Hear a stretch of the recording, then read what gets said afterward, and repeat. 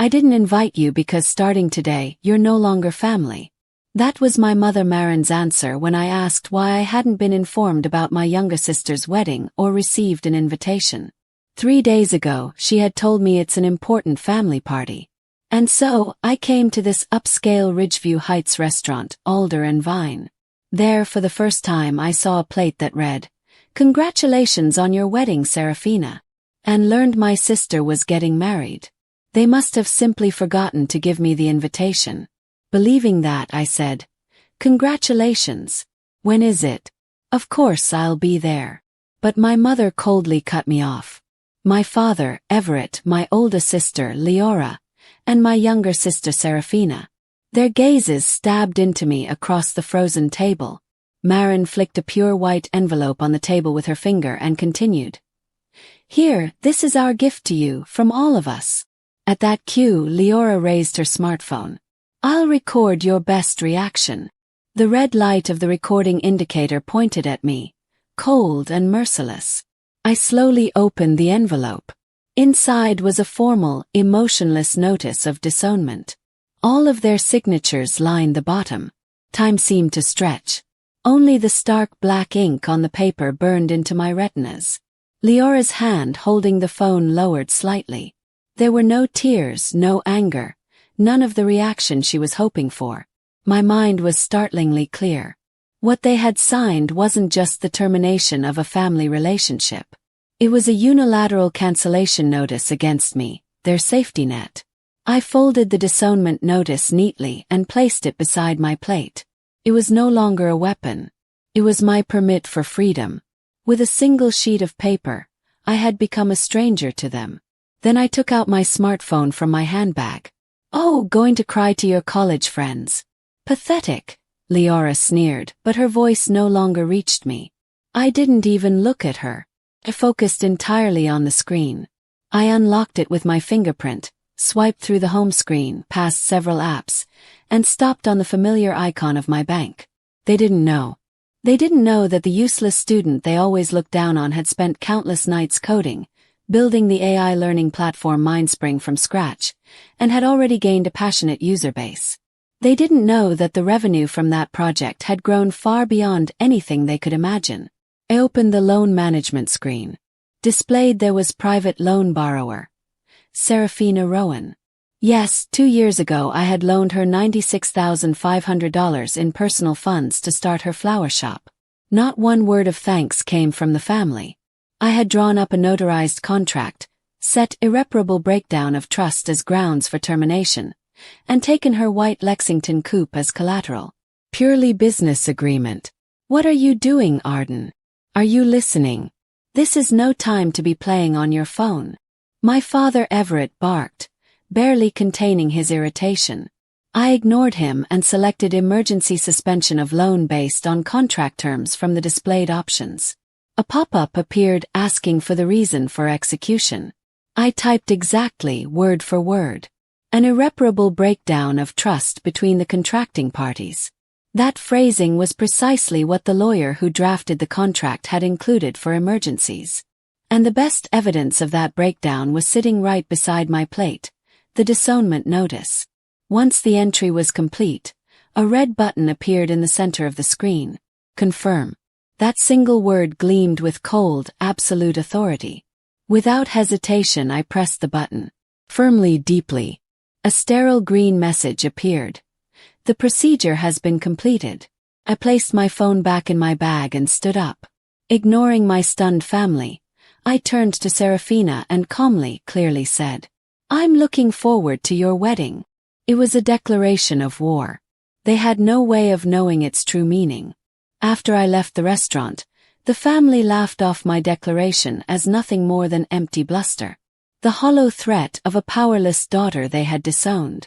Convinced of their absolute victory, they went home satisfied. But starting the very next day in Serafina's perfect world, a small yet unmistakable discordant note began to sound. The first sign came in an email from the Dutch flower importer that was Serafina's main supplier. "Serafina, the payment for next week's special wedding order has been declined by your bank. Please check immediately." Serafina brushed it off as nothing more than a banking system glitch.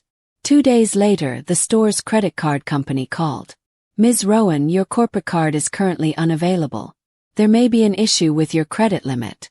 "There's no way. It'll be resolved soon," Serafina said irritably and hung up.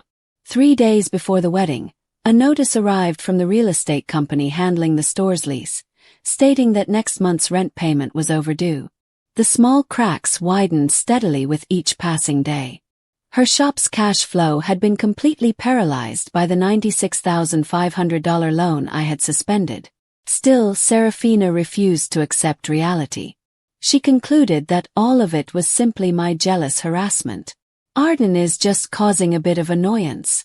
I have loyal customers. Once the wedding is over, I'll get everything back on track." She repeated those words to her reflection in the mirror, unaware that this misplaced confidence was tightening the noose around her neck. Meanwhile, I was quietly and steadily preparing my next move. Sitting before my monitor, I held several online meetings with my legal advisor, Mr. Holden, gathering further evidence that I would present on the day of the wedding. Yes, they must have forgotten. 5 years ago, when my father's business failed and their luxury house was about to be seized, it was me who paid their mortgage for 9 months. Those remittance records, the bank transaction statements, every bit of it was saved perfectly as digital data. Serafina's confidence and ignorance, and the irrefutable evidence in my hands. They had no idea that the wedding a week later would become the stage for their true judgment. The day of the wedding, the chapel of the Arcadia coast in Mariner Bluffs looked like something out of a dream. On the terrace overlooking the ocean, tables covered with white cloth were lined up, adorned with flowers Serafina had likely scraped together from the last of her inventory. The cheerful laughter of guests and the clinking of champagne glasses blended with the gentle melody of the string quartet. My parents smiled triumphantly as guests showered them with praise in their role as the bride's parents. My sister Leora chatted proudly with her friends. To them, I no longer existed. This was their perfect day. After erasing the stain of their inconvenient daughter, Serafina played the blissful bride flawlessly on the surface. But her smile was stiff, and several times I noticed her slip away from the crowd to check her smartphone obsessively. Messages from creditors were gnawing at her composure. The wedding's highlight, the champagne tower ceremony, was just about to begin when it happened. A subtle stir rose at the entrance. The guests turned. Standing there was me, Arden, dressed in a simple yet elegant midnight blue dress. I stood quietly alone. Of course, I had no invitation, but no one could stop me. Everyone here knew I was part of this family. The moment my supposed family recognized me, their smiles vanished. What replaced them was surprise, displeasure, and a hint of fear. Serafina went pale as if she'd seen a ghost, the hand holding the champagne bottle trembling. Ignoring their panic, I offered a calm, gentle smile and walked straight toward them. The guests watched, holding their breath, waiting to see what would unfold. At some point, the string quartet had stopped playing. On their perfect stage, an uninvited main character had just stepped into the spotlight. "Arden, why are you here?" Leora's voice was tight and trembling, filled more with shock than anger. My father glared at me silently, as if he believed that gaze alone could drive me out. I stood before them and, smiling pleasantly but loud enough for every guest to hear, said, "Of course, I'm here to celebrate my lovely sister's wedding. Congratulations, Serafina."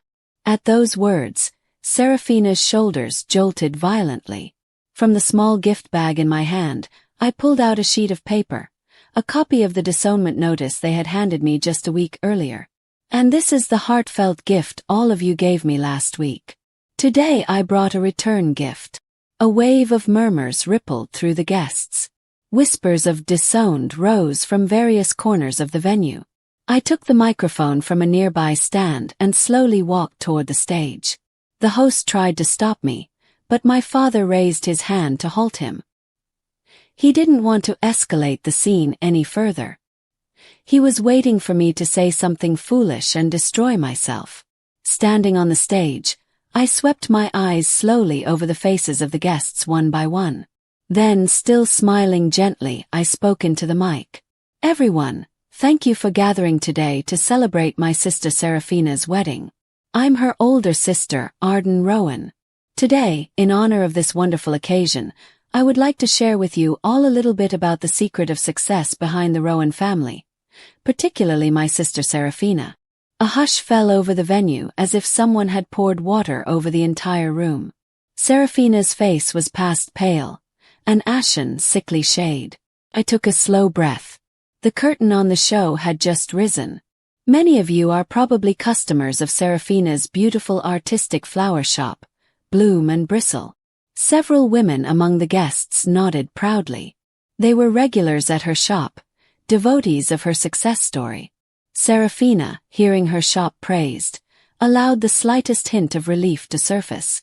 But that relief shattered completely with my next words. Serafina built that shop into a popular business in just 2 years through her talent and hard work. However, perhaps many of you don't know where the beginning of that dream came from. I paused, then continued clearly, loud enough for the entire venue. The initial capital for that shop, $96,500, was a loan from me, taken from my personal assets. At that moment, a massive ripple swept across the room. Guests stared in disbelief. First at me, then at the ghostly pale Serafina, then at our frozen parents. The loyal customers reacted with shock. I thought Serafina said she built everything herself. Ignoring the growing commotion, I continued. Of course, this was not a gift. There was a notarized contract. It was a purely business loan, and in that contract it is clearly written. In the event of a serious breakdown of trust between the parties, full repayment shall be required immediately. I took out another sheet of paper, a copy of the contract stamped by the notary office. And then 1 week ago, my beloved family proved by delivering this disownment notice that the trust between us had been completely and irrevocably shattered. Therefore, in accordance with the contract, I terminated the entire $96,500 loan 1 week ago. Serafina's knees buckled. She collapsed onto the floor, gripping the hem of her wedding dress. The brutal truth of her shop's financial collapse now lay exposed before everyone. Even as she crumpled and the venue erupted into chaos, I continued speaking. My next targets were Everett and Marin, glaring at me with hatred. Of course, this is not the first time I've provided financial support to my family. My tone remained gentle but cold as I dropped the next bomb. Many of you know my respected father, Dr. Everett Rowan, and my mother. Many of you know my respected father, Dr. Everett Rowan, and my mother, Marin. Many of you have likely visited the lovely Rowan residence in Ridgeview Heights, the symbol of my father's social status and the pride of our family. The guests gulped audibly. Many had surely attended parties at that luxury house. Everyone knew its grandeur. But what none of you know, I continued, is that 5 years ago that house was on the verge of foreclosure. My father Everett's face began turning a blotchy shade of red and black with rage. Stop it, Arden. His voice sounded more like a desperate scream than a threat, but I did not stop. After my father's real estate investment failed, the Rowan family was on the brink of bankruptcy. And during that time, without anyone knowing, someone paid the mortgage on that house for 9 months. I gripped the microphone and slowly pointed at myself. That person was me. The venue fell into a shock so deep it turned into silence. No one wanted to miss a single word of this unbelievable revelation. Every eye in the room was locked on me. I believed helping my family was natural. I never asked for anything in return. But instead of showing gratitude, they treated the fact as an embarrassment, an insult to their pride, and tried to erase not only the memory of it, but me as a person. I waved the copy of the disownment notice lightly. This one piece of paper is the clearest evidence. To protect their pride and appearance, they casually cast aside the daughter who saved them. My words sliced through the Rowan family's carefully crafted facade, shredding it to pieces. The atmosphere in the venue had completely shifted. The respect the guests once held for the Rowan family had transformed into expressions mixed with scorn and morbid curiosity. Everett and Marin stood frozen, ghost pale, unable to speak or move. Then it happened. Serafina, still collapsed on the floor, suddenly burst into a wailing scream. Oh! That was the beginning of her perfectly calculated performance as a tragic heroine. Serafina lifted her tear-streaked face and with a trembling voice appealed to the guests. Everyone, please listen. What my sister said may not be entirely false. Yes, I did borrow money from her. And yes, there were times she helped my parents with their mortgage. A soft murmur rippled through the room. Serafina was trying to make herself appear honest by admitting only what she couldn't deny. Through sobs she continued, but all of that was because my sister has always been jealous of me. She couldn't stand that I was loved by our parents, that I was achieving my dreams. She used that money to control me, to keep me under her thumb. And when I got engaged, her jealousy reached its peak. That's why she's ruining everything today, this special day, so she can take everything away from me. She wiped her tears with the hem of her dress, letting out a frail, broken sob. I only ever wanted to succeed on my own, but my sister's jealousy is destroying my dream. I'm the victim here. Her dramatic performance began drawing sympathy from part of the audience, especially those who didn't know the real situation. Everett and Marin must have sensed a chance to turn things around. They put on expressions of worried parents, gently holding Serafina's shoulders, playing the roles they were most skilled at, the victims. Serafina's tears did win over a few guests, but she made one fatal mistake. She forgot that among the guests were her most loyal customers, people who wholeheartedly believed in the beautiful fiction of her success story. Moments after her performance, a woman stood up. She was one of the most well-known fashion bloggers in the Pacific Northwest. With a cool, steady voice that carried across the room, she addressed Serafina. Hold on, Serafina. Something you said doesn't add up. Every eye turned toward her. Arms crossed, she stared straight at Serafina. Just last month in your interview you said this. My greatest pride is that I started the store with nothing but my own savings, without help from anyone except my parents. I was so touched by that story that I featured your shop on my blog several times. Several other regular customers nodded in agreement. That's right. You said the same thing to us. We admired how independent you claimed to be. The blogger now shifted her gaze to me. And Arden, I know about you as well.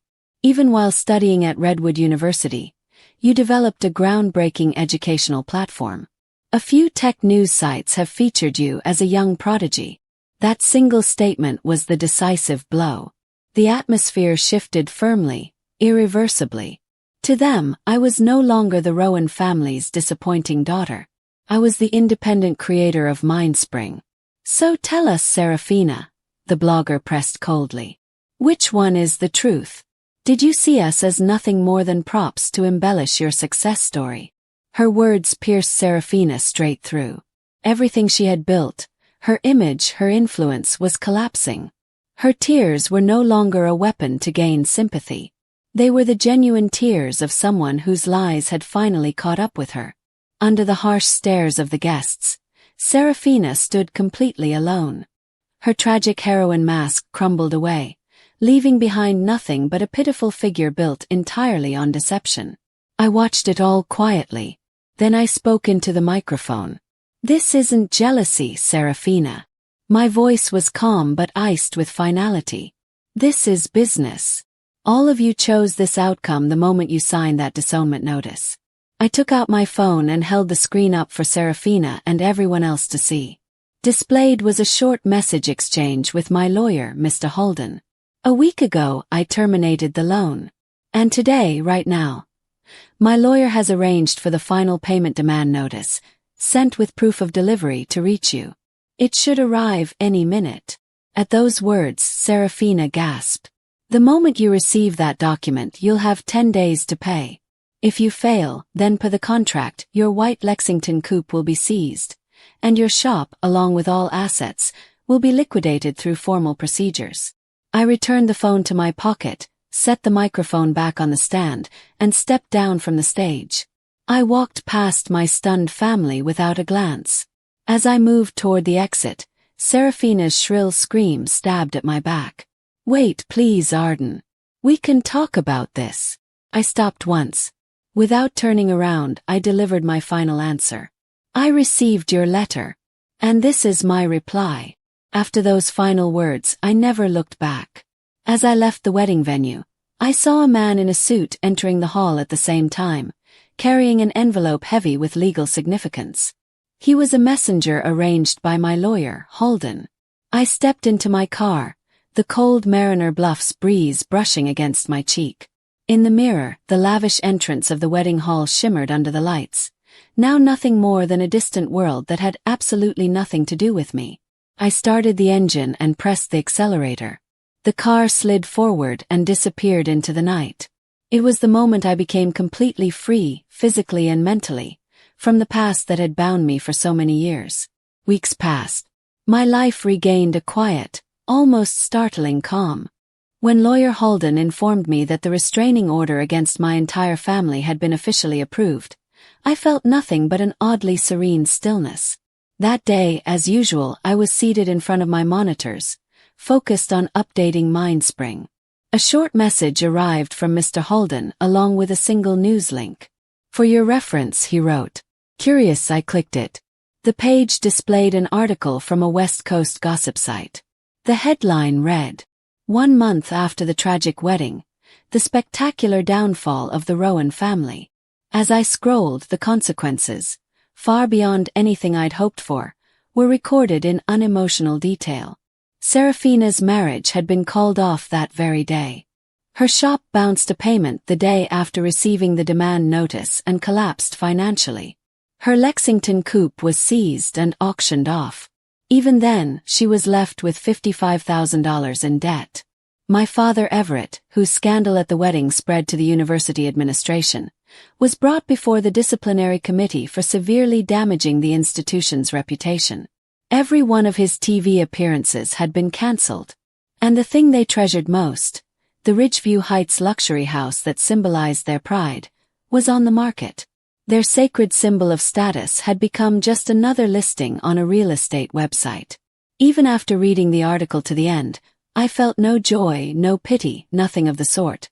Only a quiet sense that everything had finally fallen into its rightful place. With a single click, I closed the tab like discarding an unnecessary file into the trash. Then I turned back to my own world. 3 large monitors glowed with calm bluish light. The real-time analytics dashboard of MindSpring. Learning data from students across the world flowed in, forming beautiful, ever-changing graphs and charts. A log showing one student solving a difficult physics problem. A progress graph showing another student finally conquering a math unit they had struggled with. Here there was no jealousy, no pretense, no betrayal. Only pure intellectual growth and the honest results of one's effort. This was the world I wanted to build. I glanced out the window. The lights of the Cascadia coastline spread like scattered jewels. Once those same lights had represented the glamorous world from which my family excluded me. But now those lights felt different. Like the quiet breaths of countless people just like me, fighting to shape their future with no one to rely on but themselves. In the corner of the screen, the number of registered users was displayed. It had grown even more since that day, now surpassing 20,000. I took a slow sip of the coffee I had made, the first coffee of my new life, and I smiled quietly. Real worth isn't created by blood ties or by others' opinions. And sometimes, closing a door gently is the most eloquent answer of all.